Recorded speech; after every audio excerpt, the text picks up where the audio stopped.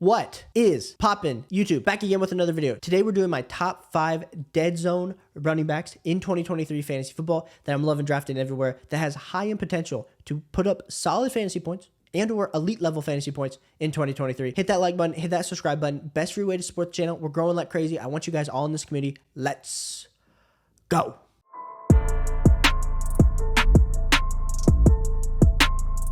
Now, we all know that right now in our best ball drafts and even in our redraft leagues, it is not the typical, we are going heavy RB, rounds 1, round 2, round 3. A lot of us, we're starting to draft 2 wide receivers, we're drafting an elite level quarterback in round 3, or maybe we even add a tight end, and we are looking to address that running back position in rounds 5, 6, and 7. And this year, there are some really great values that are seeming to fall to me that I'm absolutely loving. Like we said last year, you can look directly at Josh Jacobs as a round 5 running back that was in the dead zone that performed exceptionally well. So let's give 5 targets that I'm targeting in all my drafts to get that upside shot, to get that RB1 season out of someone that I got super late. So the first player we're going to be talking about today is Dameon Pierce. Now, Dameon Pierce with the Houston Texans had all the hype after preseason last season as the round 4 running back. A lot of us in the dynasty community, in the redraft community, we didn't see it coming. If you drafted later after the preseason, which a lot of people do, they draft right before the season starts. But for those of us that were able to take shots and get them later in best ball drafts earlier on in the season, what a performance he had. Now, a lot of people are off Dameon Pierce this year. They said, you know what? It was a one-hit wonder. The Houston Texans last season didn't have a lot of pieces. But even though he put up 12.8 fantasy points per game as the running back 20 and 220 rushing attempts, a lot of people are off Dameon Pierce. For me, the Houston Texans offense, yes, maybe the team is going to be bad. But adding CJ Stroud is going to have to add some type of improvement to that offense. I know they did lose Brandon Cooks, but even still, having a more efficient offense is just going to lead to more touchdowns. He only had 5 total touchdowns last season. And now a lot of people are going to say, well, Caleb, they added Devin Singletary. If anyone watched Devin Singletary play on the Bills, we all know that he's just a jag. And now maybe Dameon Pierce is just an above average jag as well. If you don't know what a jag is, just average guy. I do love me some Dameon Pierce. And I think especially with the Houston Texans scoring a little bit more, even if they score a little bit more, it doesn't mean the team's going to be any better. As Dameon Pierce, 220 rushing attempts, I could easily see him getting to 230, 240 because he's way more explosive than Devin Singletary. And Devin Singletary at this point is just a backup. So I am all in on Dameon Pierce. Currently, Dameon Pierce is going off the board as RB21. We got guys like Alexander Madison and Cam Akers going in the same range, and I would take Dameon Pierce over both of those guys. And I've even seen Dameon Pierce even slip a little bit further than that. So if you need that RB1 potential, you need that RB2, and you're drafting in round 5, I am targeting Dameon Pierce each and everywhere. My second dead zone running back player is going to be Isiah Pacheco. Now, Isiah Pacheco broke out last season with the Kansas City Chiefs. And really, if you look at his season stats, 17 games, 170 rushing attempts, 830 rushing yards with only 5 total touchdowns as well, 7.9 fantasy points per game, put him as the RB44 on a points per game basis. But it was really towards the end of the season when he really started to take off. Week 13 had 16.2, week 14, 12.3, and then even going into the last 2 weeks of the season, week 17 had 12.9 fantasy points per game. And then in the playoffs, put up at least over 10 fantasy points per game. I know you don't play fantasy football in the playoffs like the NFL playoffs, but he still performed really well. So we were able to see how he would perform on a full year basis because, like, as we know, Isiah Pacheco really didn't start getting into serious game time until week 7, week 8. Jerick McKinnon started off super hot. Now, the Kansas City Chiefs still have Jerick McKinnon there in the offense. For me, it's the Kansas City Chiefs offense. High uber efficiency. Now, they're not going to have an absolute bell cow. So, yes, if Dalvin Cook somehow ends up on the Chiefs or someone like Lenny Fournette, that would hurt Isiah Pacheco's value. But currently right now, there is nobody. So I am taking all my shots on Isiah Pacheco in these middling rounds just based on where he's at. Isiah Pacheco is currently going off the board as RB24 on Underdog, right behind guys like Cam Akers, DeAndre Swift, even Dameon Pierce, who we just mentioned. Guys in the same range too, like Dalvin Cook, David Montgomery. I prefer Isiah Pacheco with the workload to all those guys. Like Dalvin Cook were to sign there, one of these free agent running backs, it might make me feel a little bit less about Isiah Pacheco, but I still think he's a really great value right now based on the fantasy points we saw, especially when you're getting him this late. When you're getting him in round 6, round 7 of your underdog draft. So I do love me some Isiah Pacheco. He's a player that I will be targeting in a lot of my redraft leagues. My third player we're going to be talking about today that is in the RB dead zone that I think have a lot of question marks is Zach Charbonnet. Now, Zach Charbonnet, out of the University of Michigan, transfers to UCLA because he couldn't beat out Blake Corum and produces an amazing 2 seasons at UCLA. He gets drafted in the second round. We absolutely love to see the draft capital, but gets drafted to the Seattle Seahawks. Now, a lot of people are saying, well, Caleb, the splits are going to be a little bit bad. Kenneth Walker is so good at football. But that second round draft capital speaks a lot to how the Seattle Seahawks view, first off, Kenneth Walker, but how they view Zach Charbonnet as a potential to have elite level running back capabilities. A lot of people are putting out projections right now.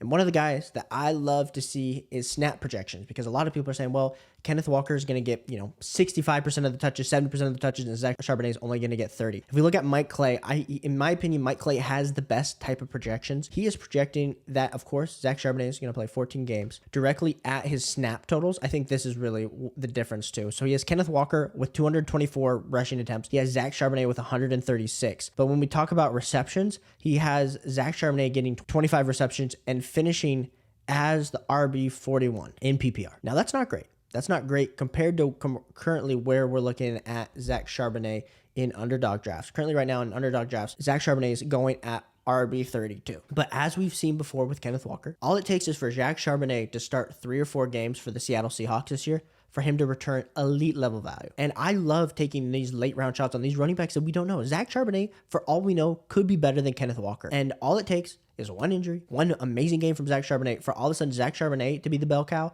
and taking 60% of the work compared to what Kenneth Walker would do. So I love Zach Charbonnet in these late rounds because he's a little bit more of a firecracker. We're kind of throwing that lottery ticket in the chances that he is a solid high-end RB2, low-end RB1. And like we said, where you're getting him in these underdog drafts, you're getting him at pick 100. So you're not having to invest, 5th round capital, 6th round capital. You're able to invest later round capital, which is super important to me when I'm taking these high wide receiver teams and I'm just needing to take some shots on a running back that could potentially help me out. My 4th middling running back we're taking everywhere is Samaje Perine. Samaje Perine had some really great games for the Cincinnati Bengals last season in replacement of Joe Mixon. When he had the full workload, he did have in week 11, week 12, and week 13, 30.2 fantasy points per game, 30.2 fantasy points, 19.3, 21.5, where he's finishing in the top 10 of fantasy points for running backs in those given weeks.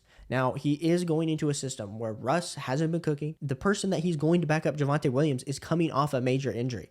So if Javonte Williams, I know reports are that he looks great. They always say that at this point, and then there comes a time we get into late July where it's like, hey, we don't know if he's going to start the season. We don't know if he's going to be playing a majority of the snaps. Even if Samaje Perine, let's say, gives you 2-3 weeks of starting in production before Javonte finally comes back, that is going to be worth the price of where you're drafting him. We've seen with these running backs, year one is rough. So if somehow Javonte Williams comes back, takes him a while to get back, and he's really slow to start, who doesn't know if they don't just ride the hot hand with Samaje Perine and let Javonte Williams, who they spent a 2nd round pick on 2 years ago, recover fully from his ACL. Currently right now in underdog drafts, Samaje Perine's going off as RB35. Mike Clay has Samaje Perine projected for 177 rushing attempts, 5 total touchdowns, finishing as RB28 in PPR. So like we said, we're getting Samaje Perine at RB35, RB36, RB37 in our underdog draft. But if Mike Clay is projecting this, which we all know how projections work, but he's projecting above that, we are taking all the Samaje Perine we can get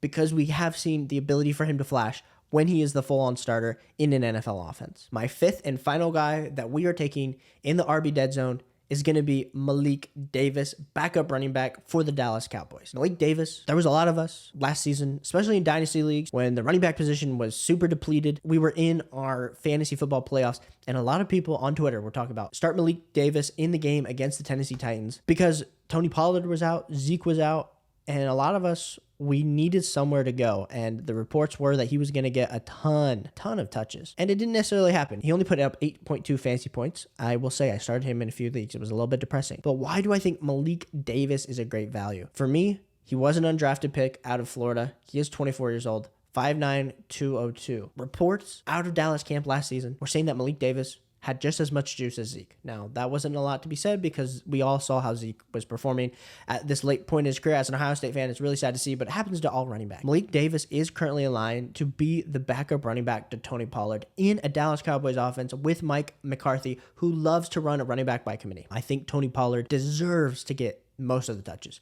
Even if Tony Pollard gets 70% of the touches, 65% of the touches, and there is room for 35% of the touches up for grabs, I think Malik Davis could definitely take that and show the world his true talent. Malik Davis is currently going off the board in underdog drafts as RB69. We're talking late round dart throws. And these are the type of late round underdog running backs, the type of late round redraft picks where you're taking a shot. Something happens to Tony Pollard in the first few weeks. All of a sudden you have a certified high-end RB2, low-end RB1 that you got super cheap. Now, I know this isn't necessarily dead zone. This is like late round dart throw, but I just thought I'd include Malik Davis because I do love me some Malik Davis in fantasy football for this season. So let me know about down below who you agree with, who you disagree with. Appreciate you guys for tuning in. Hit that like button, hit that subscribe button. Best free way to support the channel, and I'll catch you guys on the next one.